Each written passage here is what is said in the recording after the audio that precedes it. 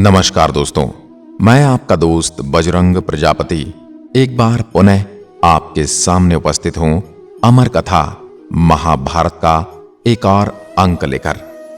कहते हैं जब भी कोई महान युद्ध होता है तो ये बात तो तय है कि युद्ध विनाश का पर्याय बन जाता है, परंतु विनाश के उपरांत भी कुछ चीजें होती हैं जो मनुष्य को संतुष्ट करते हैं।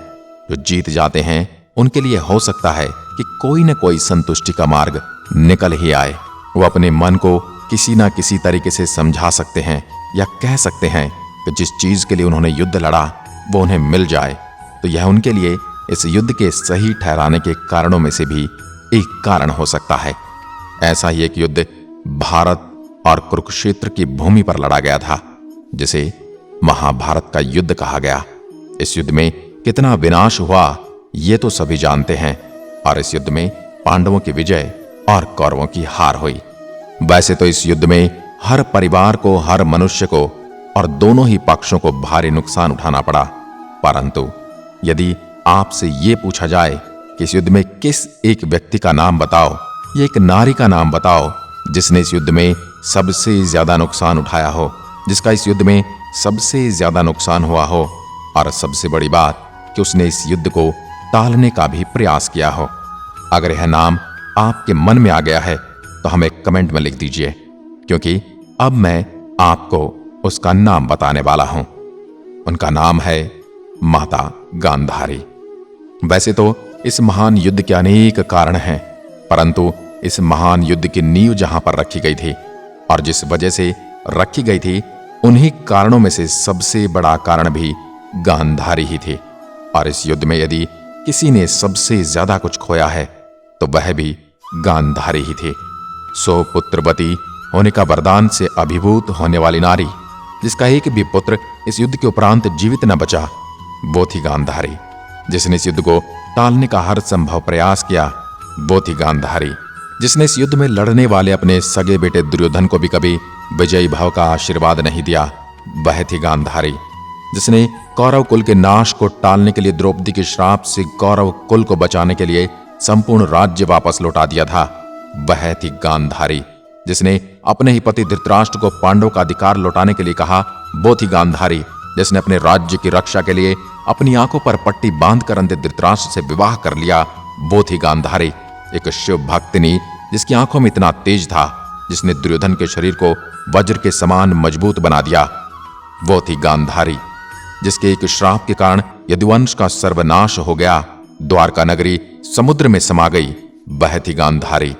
जिसे 100 पुत्रों की माता होने का वरदान प्राप्त था, वह थी गांधारी। और यही वरदान किस प्रकार महाभारत युद्ध की नींव बना। इस युद्ध के उपरांत गांधारी के साथ क्या क्या हुआ, क्या आप जानते हैं? चलिए आज की वीडियो में हम जानने की कोशिश करेंगे कि युद्ध के उपरांत गांधारी के साथ क्या हुआ।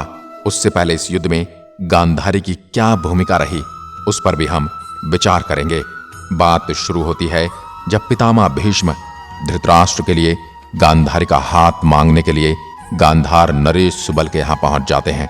आप सभी जानते कि धृतराष्ट्र जन्मांध हैं, यानी वो देख नहीं सकते, और कोई भी बाप या भाई अपनी पुत्री जैसे 100 पुत्रवती होने का वरदान प्राप्त हो, जो एक राज्य की राजकुमारी हो, उसे किसी अंधे पुरुष के साथ विवाह बंधन में बांधना नहीं चाहेगा। परंतु भीष्म को ना कहने का मतलब था भीष्म से युद्ध करना, और भीष्म से युद्ध करने के लिए शकुनी और गांधार नरेश सुबल तो एक बार तैयार भी हो गए थे, परंतु गांधारी ने सही समय पर निर्णय लेते हुए इस विवाह को स्वीकार किया और अपने राज्य की रक्षा के लिए आजीवन स्वयं को भी एक अंधे जैसा जीवन दे दिया। गांधारी ने प्रथम युद्ध तो टाल दिया, परंतु क्या गांधारी महाभारत को टाल पाई? गांधारी ने अपने जीवन के इस स्वरूप को स्वीकार कर लिया, परंतु भाई शकुनी से कभी भी स्वीकार नहीं कर पाया। वह इसे अपना अपमान ही समझता रहा, और इस अपमान का प्रतिशोध लेने के लिए वो हस्तिनापुर आ गया। उसके मन में उसने ठान लिया कि एक दिन कुरुवंश का विनाश कर रहेगा, और इसी विनाश की राह पर चलते हुए उसने दुर्योधन को शुरू से इस तरह से पाला कि उसके मन में पांडवों के प्रति द्वेष इस तरह से पलता चला गया, जो अंत में दुर्योधन की मृत्यु पर ही समाप्त हुआ। वह गांधारी ही थी जिसने पांडु की मृत्यु के बाद पांडव पुत्रों को हस्तिनापुर के राजमहल में जगह दी और पांडु पुत्रों का लालन पालन और शिक्षा दीक्षा भी उसी तरह करवाई गई जिस तरीके से उसने अपने पुत्रों की करवाई। वो गांधारी ही थी जिसने लाक्षागृह के उपरांत अपने भाई और अपने पुत्र को दोष दिया और महाराज को उन्हें दंड देने के लिए कहा। वह गांधारी ही थी जब पांडवों के जीवित होने का समाचार मिला तो उसने युधिष्ठिर को एक बार फिर से युवराज बनाने के लिए कहा, परंतु महाराज धृतराष्ट्र ने आग्रह करने पर भी गांधारी की एक न सुने और राज्य का विभाजन कर दिया गया, क्योंकि दुर्योधन युवराज पद छोड़ना नहीं चाहते थे और धृतराष्ट्र तो पहले से ही पुत्र मोह के चलते अपने ही पुत्र को राजा बनाना चाहते थे। राज्य विभाजन के बाद भी शकुनी और दुर्योधन के षड्यंत्र का अंत नहीं हुआ तो उन्होंने एक नई तरकीब के तहत पांडवों को द्यूत क्रीड़ा का निमंत्रण भेजा। सामान्य देखने वालों को तो ये एक चौसर का खेल लग रहा था, परंतु असल में ये महाभारत युद्ध की रणनीति और कुरुकुल के विनाश का खेल चल रहा था।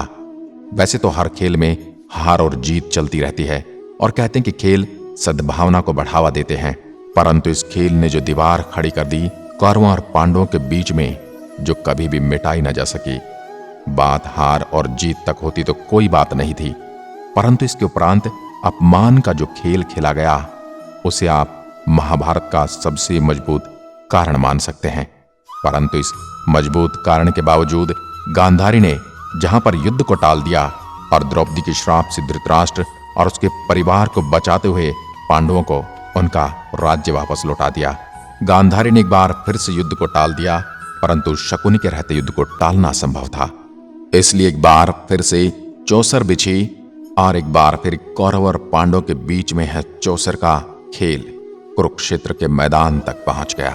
पांडवों के वनवास और अज्ञातवास के समाप्त होने पर जब गांधारी ने एक बार फिर धृतराष्ट्र से कहा कि वह पांडवों का राज्य लौटा दे और एक सही राजा होने का परिचय दे, पुत्र मोह से थोड़ा बाहर निकले, परंतु धृतराष्ट्र जन्म से आंखों से तो अंधे थे ही, बुद्धि से भी अंधे हो चुके थे, क्योंकि पुत्र मोह ने उन्हें इस तरह से जकड़ लिया था जिस तरह से सर्प अपने शिकार को जकड़ लेता है।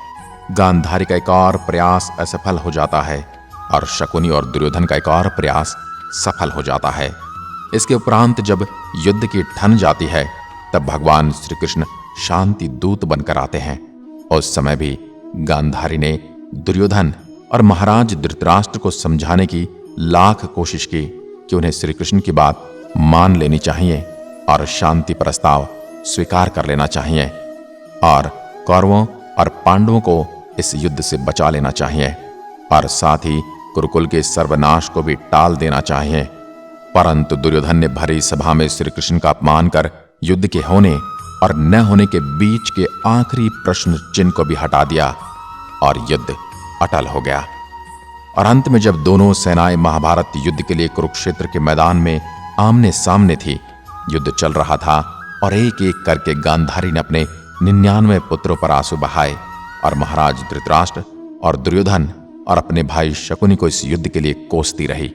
लेकिन जब उनका आखिरी पुत्र यानी दुर्योधन एक निर्णायक युद्ध लड़ने जा रहा था तब उन्होंने अपनी शिव भक्ति से, अपनी तपस्या से उसके शरीर को वज्र के समान कठोर और मजबूत बनाने का एक आखिरी प्रयास किया ताकि वह पुत्र रहित न रहे।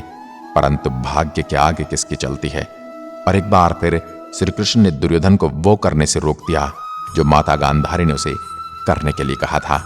और यही वजह थी कि माता गांधारी श्री कृष्ण को इस युद्ध का सबसे बड़ा सूत्रधार मानती थी, क्योंकि उनके आखिरी पुत्र को भी श्री कृष्ण की वजह से ही मृत्यु का ग्रास बनना पड़ा था। युद्ध दुर्योधन की मृत्यु के साथ ही समाप्त हो गया और पांडवों की विजय हो गई। परंतु जब श्री कृष्ण गांधारी से भेंट करने के लिए पहुंचे, उनके पुत्रों की मृत्यु पर शोक प्रकट करने के लिए पहुंचे, तो माता गांधारी ने भगवान श्री कृष्ण को श्राप दे दिया, जिस प्रकार आपस में लड़कर मेरे वंश का विनाश हुआ है उसी प्रकार यदुवंश का विनाश आपस में लड़कर होगा और पूरी द्वारिका नगरी समुद्र में समा जाएगी। माता गांधारी के श्राप स्वरूप द्वारिका और यदुवंश का वही हुआ जो माता गांधारी ने श्राप में कहा था। इसके बाद गांधारी कुंती पांडवों के साथ ही हस्तिनापुर में रही और करीब करीब 15 साल का समय उन्होंने पांडवों के साथ बिताया। उसके उपरांत महाराज धृतराष्ट्र गांधारी ने वानप्रस्थ यानी संन्यास लेने का प्रण ले लिया और वह एक तपस्वी की भांति एक वन में जीवन व्यतीत करने लगे। गांधारी और धृतराष्ट्र के साथ माता कुंती भी वन में चली गई और साथ में उनका प्रिय सारथी संजय भी। एक दिन जब सब लोग समाधि में लीन थे तो वन में आग लग गई और जब बचने का कोई रास्ता न देखा तो महाराज धृतराष्ट्र, माता गांधारी और माता कुंती इन्होंने वहीं पर समाधि में लीन होकर उसी अग्नि में अपने प्राण त्याग दिए। जिसके उपरांत जब युधिष्ठिर के पास यह समाचार पहुंचा तो उन्होंने इन तीनों का क्रियाक्रम सनातन विधि से किया। इस प्रकार इस युद्ध में सबसे ज्यादा नुकसान उठाने वाली और इस युद्ध को टालने का हर संभव प्रयास करने वाली माता गांधारी के जीवन का अंत हो गया। आज की वीडियो में बस इतना ही। अगर वीडियो पसंद आए तो लाइक कीजिए और ऐसी वीडियो देखने के लिए हमारे चैनल को भी सब्सक्राइब कीजिए। धन्यवाद।